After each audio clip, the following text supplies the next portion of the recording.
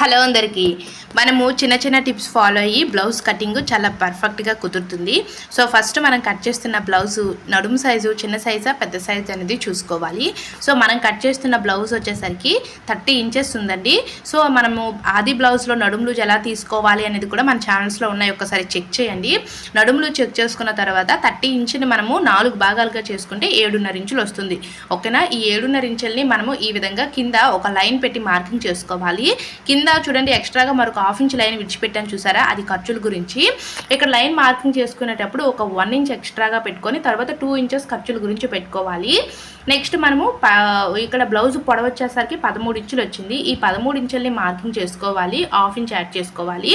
ఇక్కడ షోల్డర్ గురించి నెక్ గురించి వచ్చేసరికి నేను చిన్న సైజు బ్లౌజే కాబట్టి 5 ఇంచులు తీసుకున్నాను. ఈ 5 ఇంచుల్లో మనకి నెక్ 2, షోల్డర్ 3. ఇప్పుడు ఈ చంక డౌను ఏ సైజు వారికైనా సరే 6 ఇంచులు తీసుకొని చూడండి స్కేల్ తోటి ఇలా స్ట్రైట్గా మార్కింగ్ చేసుకోవాలి.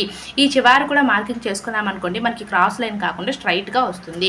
సో నెక్స్ట్ ఇప్పుడు మనము నడుము లూజ్ని బేస్ చేసుకుని చెస్ట్ లూజ్ని కూడా మార్కింగ్ చేసుకోవాలి. నడుము లూజ్ మనకి 7.5 ఇంచులు వచ్చింది కదా, ఈ 7.5కి 1 ఇంచ్ కలుపుకుంటే మనకి 8.5 వస్తుంది. అంటే ఇది కరెక్ట్గా మనకి చెస్ట్ లూజ్ వచ్చేసరికి 8.5 ఇంచులు. చాలామంది చెస్ట్ లూజ్ దగ్గర మార్కింగ్ రాంగ్ చేస్తూ ఉంటారు. ఇలా కనుక మీరు క్యాలిక్యులేట్ చేశారే అనుకోండి మీకు చాలా పర్ఫెక్ట్గా కుదురుతుంది. చెస్ట్ దగ్గర టైట్గా కానీ లూజ్గా పట్టేయడం లాంటివి ఉండవు. ఇంకా మీకు డీటెయిల్డ్గా వీడియో కావాలి అంటే కామెంట్ సెక్షన్లో కామెంట్ చేయండి.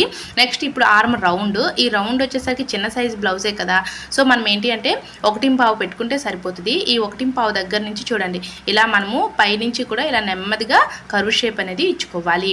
చూసారా, ఈ కర్వ్ షేప్ అనేది మనకి నడుము లూజ్ ఎంతైతే ఉంది 7.5 ఇంచులకి కరెక్ట్గా మ్యాచ్ అవ్వాలి. ఒక గీత అటు ఇటు ఉన్నా పర్వాలేదు కానీ మరి టైట్గా పట్టేస్తూ ఉంటుందండి. సో అందుకోసము కరెక్ట్గా 7.5 ఇంచులు ఉండేటట్టుగా మనం మ్యాచింగ్ పెట్టుకోవాలి. సో నెక్స్ట్ చూడండి ఎక్స్ట్రాగా ఇక్కడ స్ట్రైట్ లైన్ గురించి ఒక 1/2 ఇంచ్ మార్కింగ్ చేశాను కదా, అది కూడా కట్ చేసుకొని ఇప్పుడు మనము మొత్తము బ్యాక్ పార్ట్ని అయితే కట్ చేస్తున్నాను.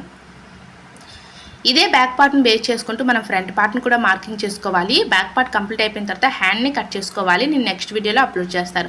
మీకు ఏమైనా డౌట్స్ ఉంటే మాత్రము కామెంట్ సెక్షన్లో కామెంట్ చేయండి, నేను మీకు వీడియోస్ రూపంలో అయితే అందిస్తాను.